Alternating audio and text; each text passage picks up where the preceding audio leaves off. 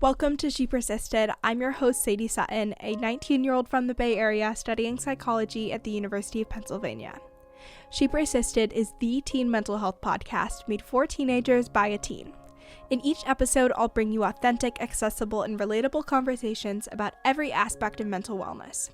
You can expect evidence-based teen-approved resources, coping skills, including lots of DBT, insights, and education in each piece of content you consume. She Persisted offers you a safe space to feel validated and understood in your struggle, while encouraging you to take ownership of your journey and build your life worth living. So let's dive in. This week on She Persisted.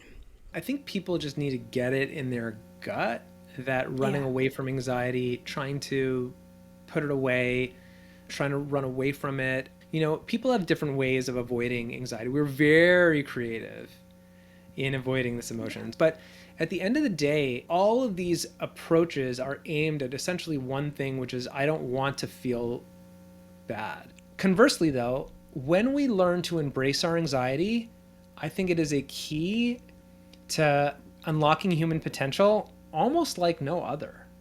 Hello, and welcome back to She Persisted. I am so excited you're here today because we have one of my favorite interviews for the podcast this week. Today we have Dr. Rosmarin on the podcast. He is a Harvard Medical School professor. He is also a program director at McLean Hospital, which you guys know we love McLean. I went to a McLean program when I was 15 years old. I think I went there when I was 14 and then I turned 15 while I was there. My freshman year of high school changed my life, saved my life. It was such a game changer. And I was just so incredibly excited to do this interview and have Dr. Rosmarin on the podcast to talk about anxiety. This is one of the most frequently asked questions. One of our most downloaded episodes ever is a therapist's advice and insight on anxiety. And so I'm so happy to bring you this episode, which is really just a masterclass on what is anxiety, why does it happen, how can we overcome it, what does treatment look like, and everything that you need to know when it comes to anxiety and navigating it. Dr. Rosmarin's a clinical psychologist, scientist, educator, author, all the things. You can find his book in the show notes. It is called Thriving with Anxiety, 9 Tools to Make Your Anxiety Work for You. Tons of other resources, and his website will be in the show notes. He again is at McLean, so tons of treatment options there, as well as podcasts you can listen to, articles you can read, all the things. And so just so excited for this episode. Let's dive in.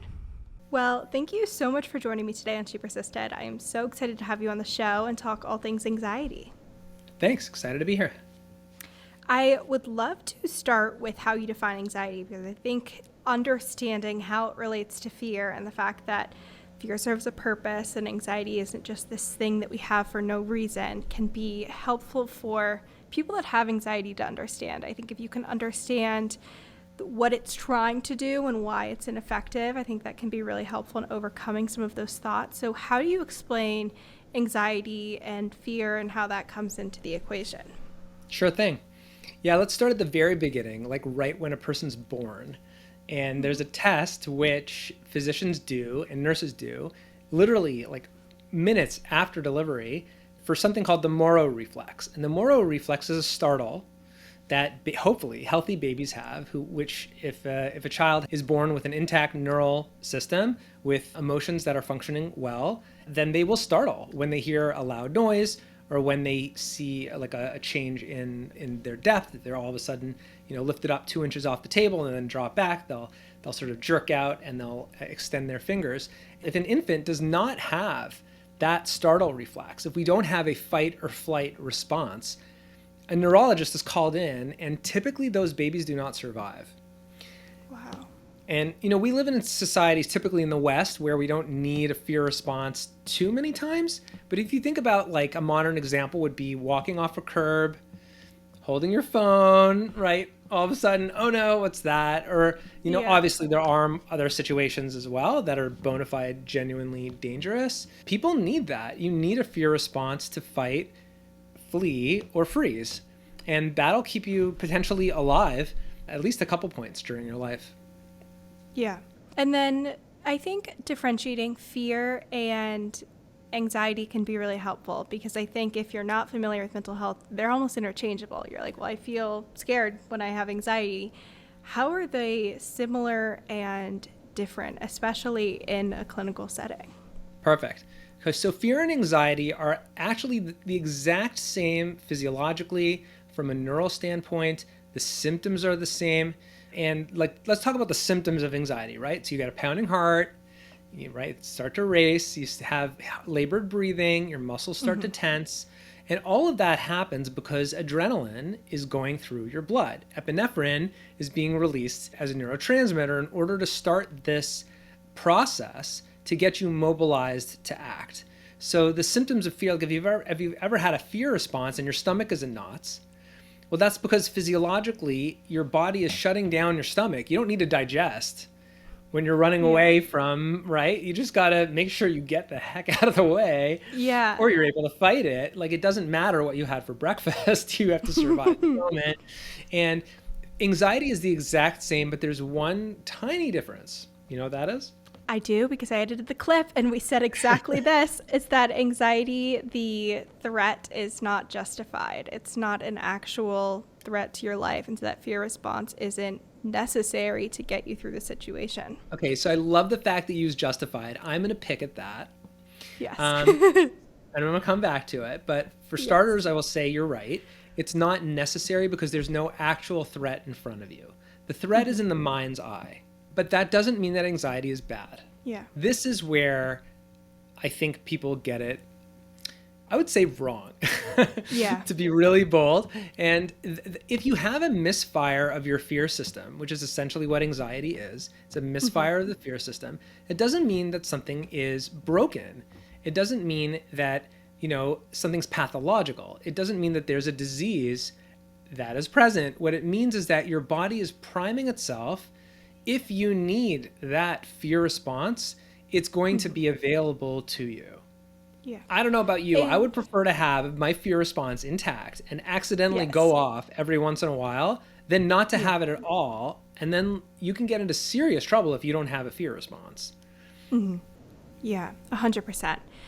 Are there different thought patterns and mechanisms that take place with fear versus anxiety, I would imagine, because fear is so closely tied to that fight, flight, freeze response. It's so physical. It's hard to even think about what to do next, whereas anxiety can be so mental.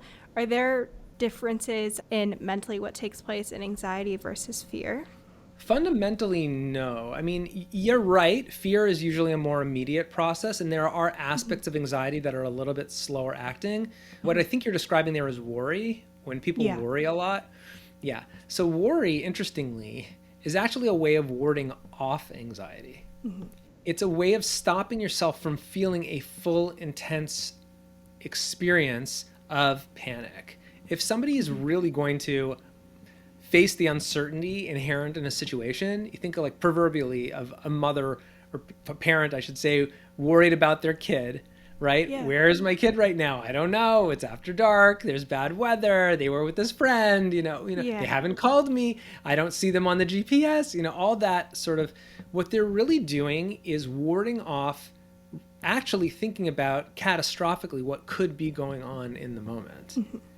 It's a way of maintaining your anxiety at a lower level. So I wouldn't say fundamentally anxiety is any different than fear, but some of our coping mechanisms are actually quite creative. And those can look like anxiety, but they're actually ways of dealing with the fundamental emotion of anxiety, which is the same exact as fear, with the one exception that there's no real tangible threat in front of us at the time that warrants a full fight or flight or freeze response. Does rumination serve a purpose when it comes to, like, coping with the anxiety like worry does, or doesn't follow a similar pattern? Okay, great. So rumination is thinking about the past and worry is thinking about the future, right? So rumination is more associated with depression usually, interestingly, somewhat with social anxiety, right? We have the postmortem, like after you have that conversation with someone and you're like, again, this is more of a coping mechanism that people use to deal with their anxiety. At the core of anxiety is, oh my God, what if that person rejects me, right? The social anxiety. What if I can't, what if I feel alone? What if I don't have that connection ever again? And that's really, you can see how that relates to fear, although it's not presently in front of us, being social creatures. The rumination or worry are sort of ways of dealing with that. So it does serve a purpose. I wouldn't say an adaptive one, but it does serve a function. And then what are some of these other coping skills, maybe effective, maybe not, that we do to try and almost like quell that anxiety that we experience? I feel like worry and rumination, these are these inherent things. We don't even realize that we're doing them. But are there other ways that anxiety shows up and that we try and navigate that, even if it's not intentional? Okay, so I love that you said we don't even realize that we're doing it. Yeah. I think it's spot on. A lot of people, Yeah. when we feel anxious, it's uncomfortable. Yeah. Okay. And since it's an uncomfortable emotion, we tend to lean away from it. We tend to not allow ourselves to experience it fully. We tend to be more avoidant of it. And because of that, a lot of the processes that we use, they're really aimed at getting rid of anxiety or pushing it away. And that's usually where the anxiety gets magnified. In reality, anxiety is not dangerous. It is not a pathology. I don't think it's a disease. I think it can get disordered when we become super sensitive to it, and then we are afraid of it and we run away from it through all these different coping mechanisms that you were mentioning beforehand, and others as well. Avoidance, behavioral avoidance, not going in situations that make you feel anxious. But if we lean into those feelings and actually allow ourselves to experience that dread, it's not fun, but it's kind of like it builds our emotional capacity. I believe it can build our emotional capacity and our resilience and potentially our connection with others, and to be able to grow in ways that are very healthy for humans. Yeah. So before we get into all the ways that we can see anxiety as a strength, and especially the experience of overcoming anxiety as a huge character strength and something that is really challenging to navigate but can have benefits, I'd love to talk about this actual experience of overcoming. We talked before we started the recording about exposure therapy, which is one way that we can overcome anxiety and work to not avoid or not run away, like you mentioned. What is the process of overcoming anxiety and treating anxiety, especially in a clinical setting? Because I think a lot of people that listen either go to therapy or plan to go to therapy, maybe they've been to treatment, might go to treatment. And I think when you're like, I want to work on my anxiety, I want to try and become more effective because it's interfering with my life, I feel like that mindset and approach and the information you're looking for is a bit different than like, okay, I have anxiety, I deal with it and I live with it and move on. So from a treatment perspective, how does one navigate and overcome anxiety? Okay, here, I got it. I got the question. So you mentioned before in my intro that I'm the founder of Center for Anxiety, which has offices in New York and in Boston and in Princeton, New Jersey. Okay, we have over 1,000 patients who come to our offices a year. These are clinical cases. Okay, a lot of them have pretty severe symptoms that they're coming in and pretty intense levels of anxiety. And I called the program Center for Anxiety for exactly this reason.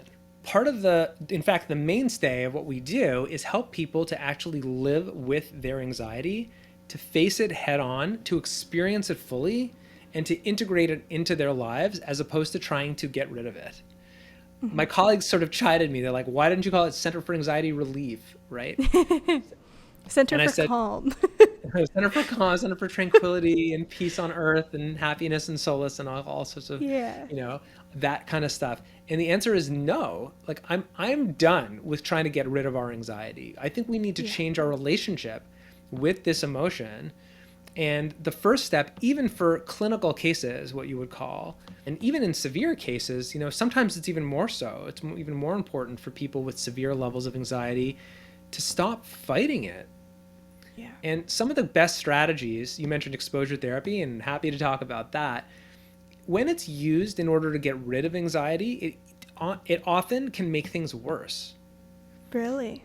Yes, because if you're chasing getting rid of your anxiety, what you're essentially going to do is dump more adrenaline into your system in order to push it away. The first thing to know about anxiety is that you're just like fear will come down. Nobody can remain afraid forever. You cannot remain anxious forever. Your sympathetic nervous system is what kicks your anxiety into gear.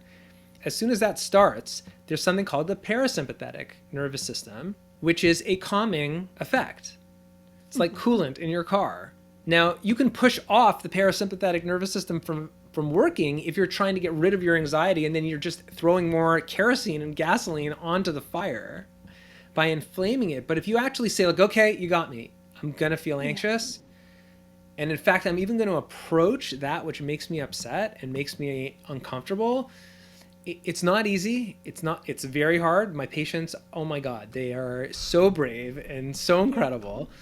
But that's the best path that I've seen. And the literature bears this out, and certainly from clinical experience. How do you balance the mental and the physical of like going through the anxiety? You mentioned the mental reframe of like, this is hard and this is uncomfortable and I'm going to get through this. It won't last forever. And not the like, okay, I'm overcoming this, I'm treating this, it will then go away, but still kind of reframing how you're approaching the anxiety rather than avoiding. And then we talked about all the physical symptoms, and that can also be a barrier when navigating things that make you anxious. Is there like a split or order of operations when dealing with something that makes you really anxious, of like, do I deal with the physical and then the mental, or do I like give myself the pep talk and then do deep breathing? Like, how do you advise patients navigate that? It's a great question. You know, I think people just need to get it in their gut that running away from anxiety, trying to smother it, trying to squelch it, trying to put it away, trying to run away from it, all of these approaches, whether they're cognitive, whether they're behavioral, whether they're emotional, you know, people have different ways of avoiding anxiety. We're very creative in avoiding this emotion. Some, like, they call it liquor courage before a party, right? Like, you down a beer or two and like all of a sudden I'm not socially anxious anymore. So that's called avoidance.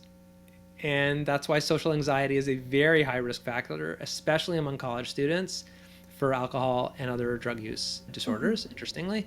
Some people just go into their own mind's eye. They'll become shy. They'll walk away. They won't go into the situations. We talked about worry and rumination, which are even more complex cognitive strategies of being able to avoid these symptoms. But at the end of the day, all of these approaches are aimed at essentially one thing, which is I don't want to feel bad. Yeah. And let me ask you a question. Do you work out? Again, we don't like to feel bad. And when I mentally think about doing something physically uncomfortable, I'm like, I'd rather not. But mentally, I try to do it upon occasion. Okay, I got it. So, maybe like once a week, I cannot avoid it. Maybe twice a week. I like walking because I'm less physically uncomfortable. But yes, I do try to. Got it. Okay. So how do you know when you've had a great workout? I would say it is the physical discomfort. It's like yesterday I went and worked out with my mom, and every single set I was like, oh, I can barely make it through the set. I was like, how much is left? And then at the end I could like barely breathe. And then today I'm totally sore. And you're like, okay, this discomfort means that I was pushing myself past my physical limit. 100%. That is an awesome workout. That's an awesome workout. It was horrible. It was awful. It's terrible. If it feels terrible, you are in the right place. Yeah. Isn't that crazy? Like, what's with that? And the answer is because you're building strength. You're literally you're getting your capillaries to like dig further into whatever muscle you're trying to push.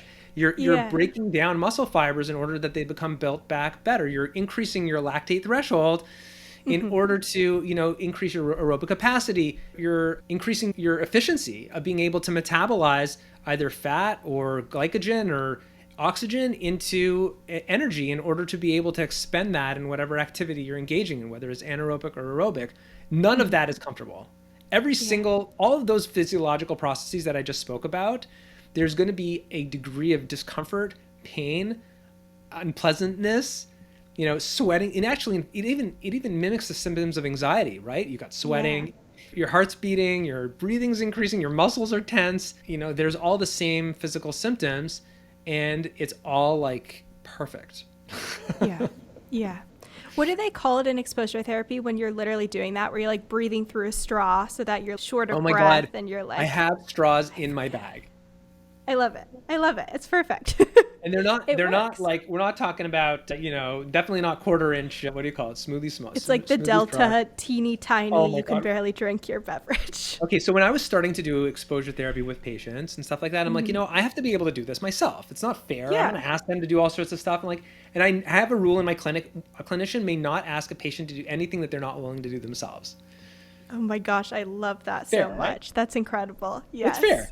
If I'm going to ask an OCD patient to get like down and dirty with a toilet, like I'm going to be on the ground with them, with my hands. Like, I'm not even going to describe Yes. it, but we're going to do this together. Okay. This is going to Yeah. gross me out. It's going to gross you out. We're going to ick it. We're like, that's just the way it is. And same thing, heights, you name it, animals. Okay. So the straw. Karaoke, So all the things. karaoke is where I draw the line. No, I'm They kidding. I'm made us do kidding. karaoke every single week, and to this day, I'm like, oh, worst, so bad. Yeah, it's terrible. At the DBT program, singing, would lip sync "Happy Birthday." It was a low point in treatment that I was like, I can't do this. It's too much. Craziness. And yeah, so I started doing this thing with the straw, and I'm like, you know what, I'm gonna do this, and I can do this while I'm driving. This should be Yeah. fine. But yeah, 3 minutes later, I'm like, Yes, like can barely breathe. gasping Yeah. for air. I did pull it off. I did pull it off for 3 minutes while driving, but oh my God, was that horrific? It was Yeah. so bad. But constricted breathing doesn't, unless you have COPD, it's not deadly. And I learned that, which is important to know. Yeah, yeah. If we internalize the idea that avoidance amplifies anxiety and that if we're running away from things, it's going to be more intense to face it in the future, how do you go about combating that avoidance? I feel like this is the self-help question. There's like the 5-second rule. There's the like just mind over matter. For patients that are really struggling to go up against that avoidance, there's maybe a lot of willfulness. It's maybe I don't have the skills. I just don't know how. What are the first steps that people can take to begin to building that almost like willpower muscle? Okay, great. Firstly, I think there's a cognitive shift that we have to have. You know, in our culture, if you have anxiety and you go to a physician's office, they will say you have a disease, there's something wrong with you, and we need to take care of this.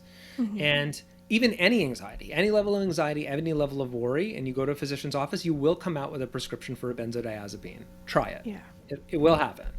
And I think we need to set the first step before trying any skills, again, is just resetting our perspective that all human beings have anxiety.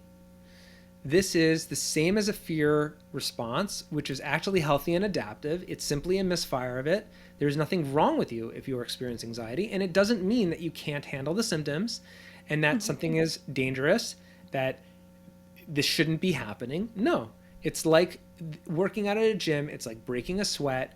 And now once we have that perspective, I think taking a gradual approach, doing one thing that you fear every single week. Yeah. You know, I wish that was taught in grade school, in high school. 100%.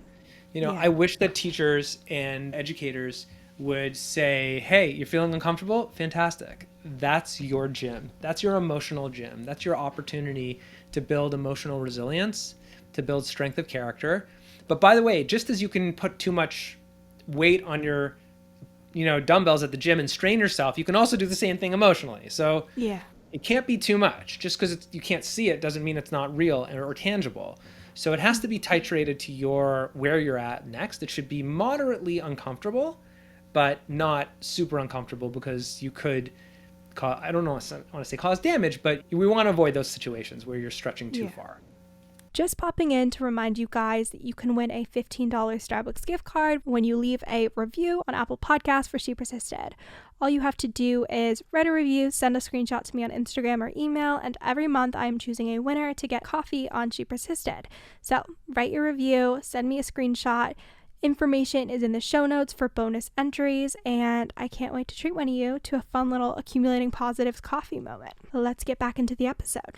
I would love to talk about I don't know if like character strengths is the right word, but the traits that correlate with anxious people. I think people commonly associate maybe like perfectionism with people that are anxious, being really conscientious, but there are these aspects that are strengths and that do have benefits and that serve real purposes. And I think that can be one thing that's really helpful to be aware of and understand as we start to embrace anxiety as part of our life and be like, this is just part of me. And yes, it's a misfiring of my fear response. And it also allows me to do all these great things or have these traits that help me in these other areas. So what are these different traits that anxious people tend to have, or different personality, I guess traits again would be the word there? Yeah, great question. So it depends on how we respond to our anxiety, or better put, I would say what our relationship is with our anxiety.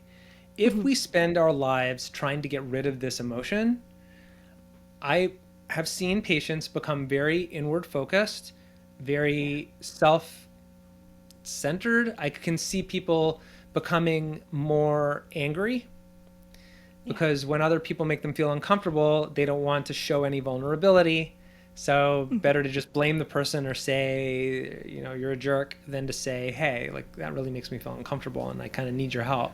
So I think if we respond to anxiety in the way that many people do, which is by becoming more insular, try to avoid it, trying to judge ourselves, catastrophizing, I think we end up spinning our wheels, becoming more disconnected, and we're seeing that happen more and more. We're seeing violence increase in our society. When other people disagree, there's no civil disagreement anymore. Yeah. Right? Yeah. You made me feel uncomfortable and therefore we don't have any relationship at all, like the cancel culture piece. Conversely though, when we learn to embrace our anxiety, I think it is a key to unlocking human potential almost like no other. I think it can make us more empathic and more aware of other people's emotions, because if I'm feeling uncomfortable and I let myself feel that, I can see, oh wow, that person's feeling uncomfortable too. And this is like the therapist anxiety, which we don't really talk about, but a lot of clinicians, myself included, have, reasonable amounts of anxiety. And that can help us to understand, well, I know what it's like to struggle. So, I can be there for my patients, for my colleagues in ways because I understand them. I understand those emotions. I also think it can keep us humble because we can actually accept the uncertainty of life. Yeah. Like, Sadie, let's talk, let's talk turkey here. Do you really know what's going to happen later on today or tomorrow or next week? Definitely not. I have a long paper due, so I'm hoping that gets turned in, but we don't know. But yeah, who knows? Who knows? And there's so much, uncertainty just seems to be getting more magnified by current events. We saw it with the coronavirus. There's just, the world is becoming almost chaotic. Look at the weather. I mean, you literally can't predict anything. And I think all of that, when we settle into anxiety, we can actually have much more equanimity if we take the cue to embrace that uncertainty and to take a more humble approach to our lives. So to answer your question, I think the personality traits that are associated with anxiety really depend on what's our relationship with this emotion. Is it something we can allow ourselves to feel and to process and to use to connect and to use to see the world through a more accepting lens? Or is it the kind of thing where I can't feel this, I don't want to deal with this, I hate everybody else, and I just cannot tolerate not knowing and not being in control? And I think those are the two paths in many ways that we all are on to varying degrees throughout each day. Yeah. Another aspect that comes to mind of this process of overcoming anxiety is the resilience that's required to continue to go up against these things that you want to avoid, and sitting with the uncomfortable and changing your relationship with how you interface with anxiety, like you just mentioned. Are there other psychological benefits, maybe the relationship benefits, to overcoming anxiety and putting in that work? And I guess overcoming is not the right word, but shifting your relationship with it and doing that work so that you are able to live with it in a healthy and effective way. I think that can also be helpful because obviously you have this quote unquote end goal, but also understanding that the journey has all these benefits as well, and you're picking up these skills that can be really beneficial. So what are some of those resilience correlates, I guess you would what's coming to mind, I mean, resilience, I think, let's talk about resilience a little bit. Often when people are overcoming, now I'm using the word, when people I'm we're not overcoming, we're getting to a better spot. When people are working on developing their inner strength in the context of anxiety, which is really what it is.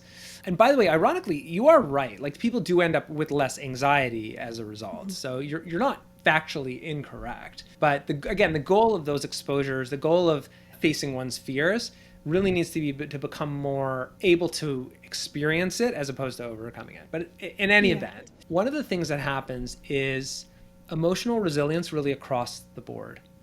I've seen individuals who face their fears in one specific area. For example, I had a patient who had a fear of spiders. And aside from that, really very high functioning and, no Yeah. issues. But they lived in an area of the world where there were spiders, even large ones, and even tarantulas Oh occasionally. no. Uh-huh. And they came to my office for a single day exposure therapy treatment. One Mhm. day. And it was rough. It Yeah. was rough. We called in John the spider wrangler, who came in with his case of tarantulas. John is on staff. He's not on Oh staff, but my he is on my speed goodness. dial. He's on my speed dial. Good guy. He also has snakes, Lovely. of course, but that's for the other patients who have snake phobias.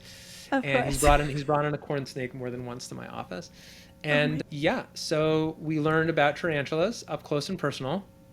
Mhm. Patient freaked out. I freaked Of out. It course. was a Yes. total Did mess. you see that clip where she's filming the movie and they tell her it's a trained spider and she actually gets bitten and then no one realizes she got bitten because they're like, oh, she's acting because she was supposed to pretend she'd gotten bitten. And I was like, this is my worst nightmare. Not that I'd ever be acting in a movie where they would put a spider on me, but I was like, oh my God. Okay, next time in New York, we're doing exposure therapy for the spiders. I'm like good at killing them. There's like ever like a bug or anything I can again not avoid, but it's not fun. No, it's not fun. I get it. I was just kidding before. But at any event, so this young woman at the time came in and she was retching. She literally was retching. Wow. I like the spider went flying at one point. It was a complete The spider was scared. yeah, and the spider was scared. Like it was palpable fear in the room. It was not a pretty Yeah. scene. By the end of the day, she's got spiders on her hands, multiple spiders, on her, pictures, the works. She's not comfortable, but she's like, wow, Yeah. I actually accomplished so much in just a couple of hours. She went on to face other fears that had nothing to do with the spiders. I was speaking to her years later. She's like, yeah, I went scuba diving. She ended up doing like all sorts of stuff. And I'm like, Yeah. hello, Miss Adventure. Like, where did this come from? And she's like, my fear was holding me back, not only here, but actually across the board. And once I got the bug, bad pun, once I got the bug of, I'm going to do this, I'm going to work out in the gym, I'm going to build my emotional resilience. Emotions are not going to kill me. Anxiety is not a disease. I can really overcome this. I can actually experience it and use it to help to grow. She started to fly.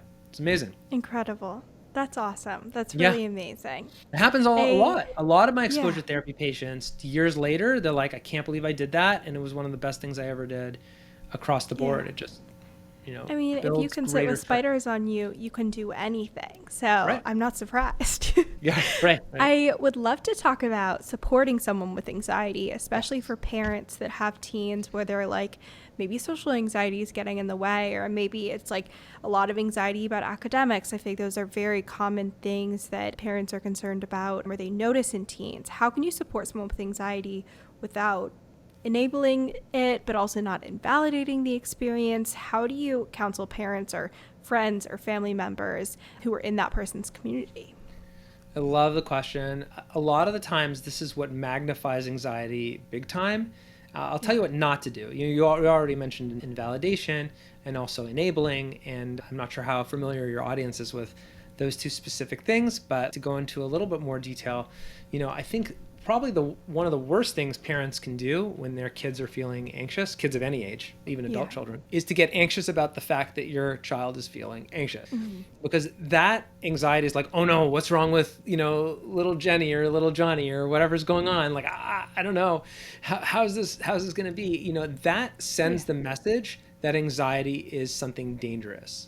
And it's not. It is typically not. It is a normal human emotion that people experience when they are facing adversity, when their fight or flight system is triggered for whatever reasons are going off in their life.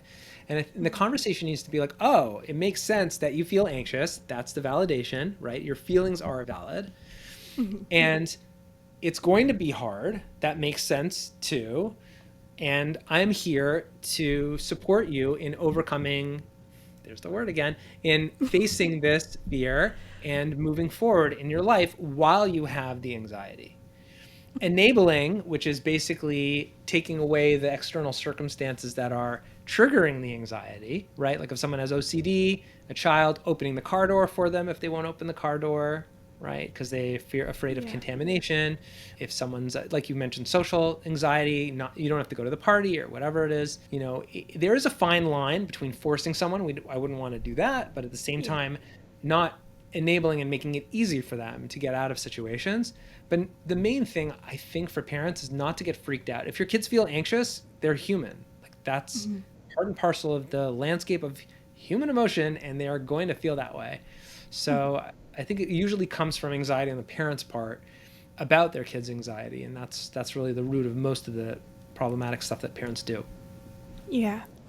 I would love to get your perspective on treatment and finding a therapist. Obviously, if people are near locations for the Center for Anxiety, that will be number one recommendation. But if your Sure. primary concern or thing that's interfering with your life is anxiety, what do you recommend when looking for a therapist or someone to work with? Are you looking for a CBT therapist? Are you looking for someone who specializes in anxiety? Is it exposure therapy? Like, how would you approach that process? Great question. So my first trick, so to speak, first line treatment is definitely going to be exposure therapy. And it is under the category of cognitive behavior therapy, otherwise known as CBT, but it's more specifically a variant of BT, or behavior therapy. And I would specifically ask a clinician, if you're interviewing one, is behavior therapy something you do? Is exposure therapy something you do? How many patients have you treated with exposure therapy? Let's say you have concerns with social anxiety. How many patients with social anxiety have you treated with exposure therapy? Yeah. But there's a caveat. I don't think there's one size fits all when it comes to therapy. I used to think it was like behavior therapy or bust, exposure therapy for everyone, and it's just the way. And I love it, and I practiced, I've been 20 years. I mean, it's still the mainstay and my number one tool that I'm going to use. But there are people for whom the interpersonal aspects, their connection with other people, is in some ways more of a priority, and also a better tool to use in order to deal with their anxiety, and a better tool that they can use their anxiety to connect with. So there are a lot of interpersonal aspects of treatment that I think are important to potentially address. I guess a third piece also is spirituality. A lot of patients, when we sampled our patients in Eastern Massachusetts at McLean Hospital, nearly 60% of them wanted spirituality to be spoken about in therapy. And there's often a huge disparity between that and what's being offered by clinicians.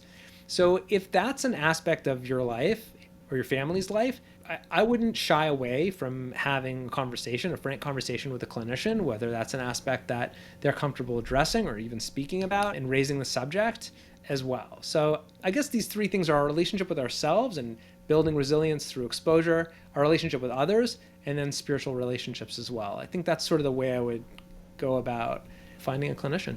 Incredible. And then if people want to continue to learn about anxiety, especially like these different cognitive mechanisms we talked about, even like just behavior change, understanding that in the context of anxiety can be super helpful. We talked about like coping skills and evolution and all those kinds of things. Do you have certain books or podcasts, or even like, obviously you're at Harvard and McLean and they have incredible lecture series and webinars, but do you have any of those types of resources if people want to continue to learn about the psychology of anxiety after listening to this? Sure. Well, as a member of the Public Education Committee of the Anxiety and Depression Association of America, I would definitely recommend ADAA. It's a fantastic resource, and there's lots of different nooks and crannies to the website for professionals, for patients, for the general public, for everybody, and informed consumers, less informed consumers. So you name it, and as well as a lot of webinars, and some of them I've done myself, and other materials. So ADAA, I believe it's adaa.org. I have to check that, but we can I'll put it in the show show notes, whatever Yeah. it is. Amazing. And then to wrap things up, you have a book, you have an incredible social media page. Where can people continue to learn from you, consume your content? And then if they are near either the Boston area, New York area, and I forget the other area you mentioned, Princeton, New Jersey, yeah. Amazing, learn about the Center for Anxiety. Sure. So I actually have a free giveaway for people listening on my author's website. Sure, my pleasure. DHROSMARIN.com, DHRosmarin.com. There is a free 12-page guide, which is based on the new book, Thriving with Anxiety, 9 Tools to Make Your Anxiety Work for You. There's a book page, and you can go and download it for free. Check it out. So that is a fun resource that's been, I think we've had about 8,000 downloads in the last month or so. So it's getting some traction, and people are getting excited about it, have some nice responses. In terms of Center for Anxiety, I mean, yeah, we'd love to hear from you, and centerforanxiety.org is the URL. And we do provide some telehealth to patients outside of our catchment areas as well, depending on a variety of different factors. There's 60 different clinicians and 1,000 patients. So, it depends on the situation, but there are some telehealth options. And we also have referral lists in multiple states. So people can definitely call the office for more information. Amazing. Well, thank you so much. This was amazing. Thanks. Great to chat with you about all matters of anxiety. Thank you so much for listening to this week's episode of She Persisted. If you enjoyed, make sure to share with a friend or family member. It really helps out the podcast. And if you haven't already, leave a review on Apple Podcasts or Spotify. You can also make sure to follow along at She Persisted Podcast on both Instagram and TikTok, and check out all the bonus resources, content, and information on my website, shepersistedpodcast.com. Thanks for supporting, keep persisting, and I'll see you next week.